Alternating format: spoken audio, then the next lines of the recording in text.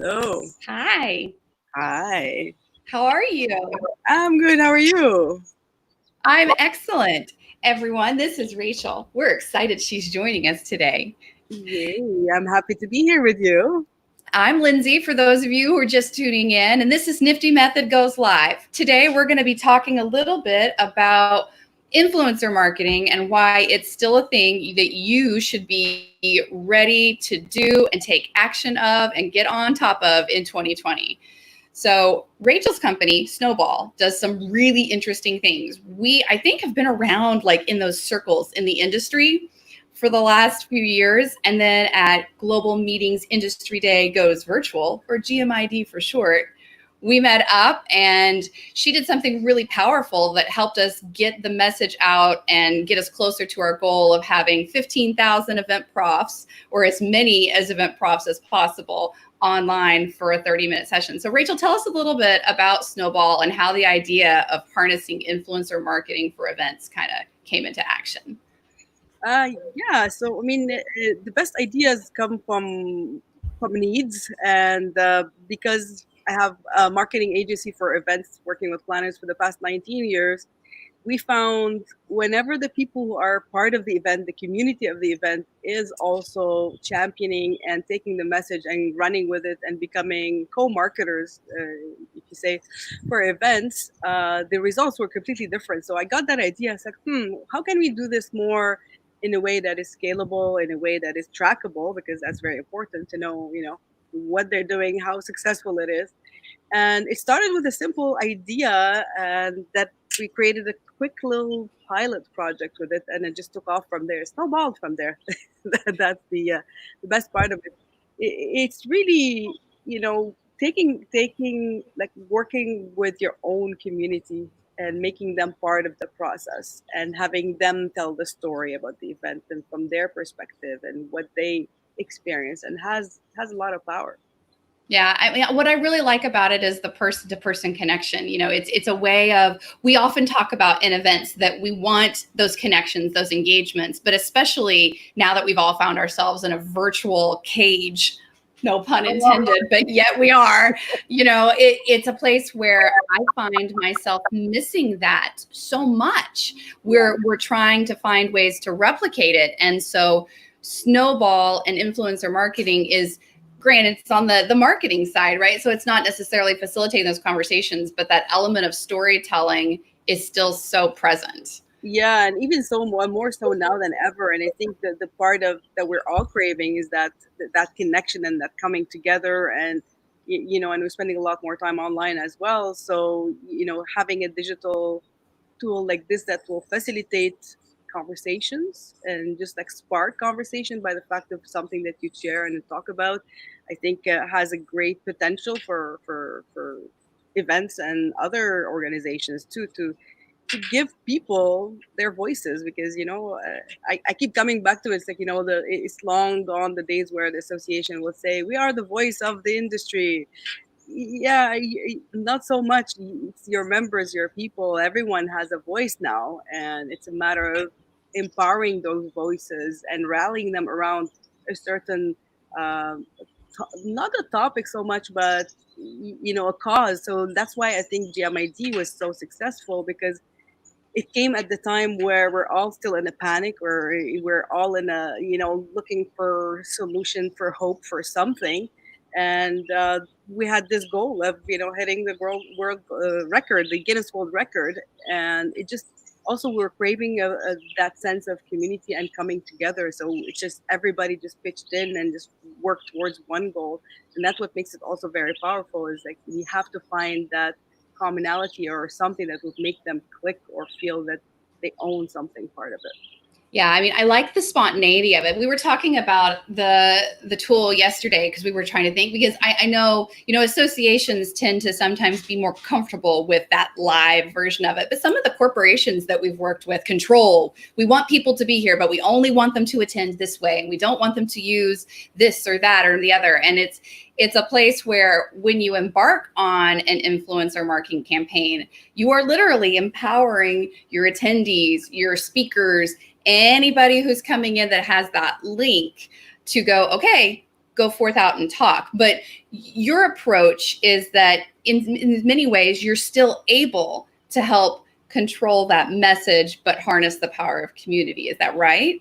Yes, because you still have some control in what they're putting out there. Because whether we like it or not, some people are still gonna go and do it and talk about it.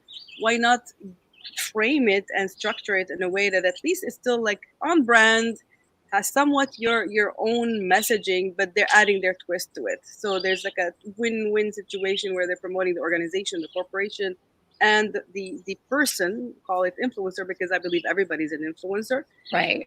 They add their own little flavor to it. So you win here because regardless, they're gonna go and talk anyways. So you can't control that part. That's social for you. So Yeah, and I think that's so true. Is like, that's what I always say is like, they're talking about you anyways. Wouldn't you rather be like knowing about it? That's why you gave them a hashtag in the first place, is so you could track the conversation. Let's be real. You weren't doing it just for community. I see you. So I want to ask a question that it's something where most of the time when someone goes, oh, an influencer marketing program, that means we're going to have to pay the influencers, right? Yeah.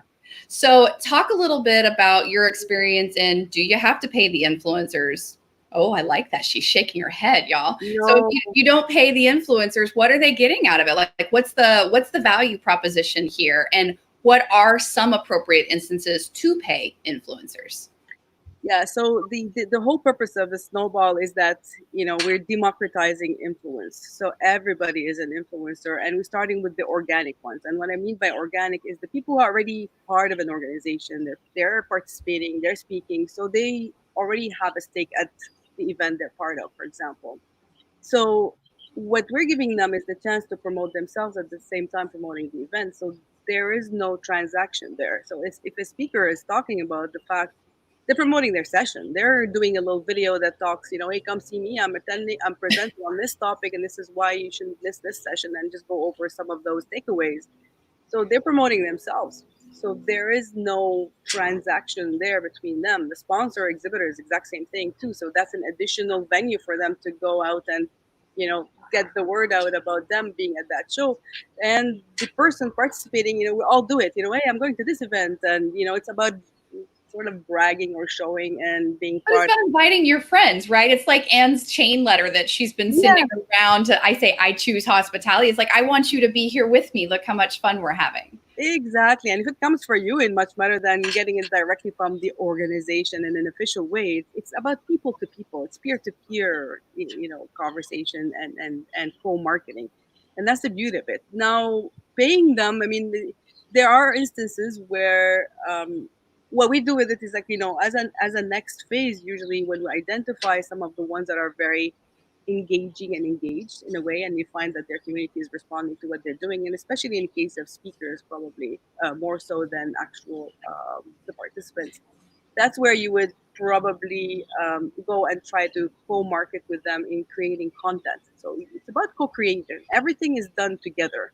So it's the people and the content together, and what you could do with that to attain certain objectives.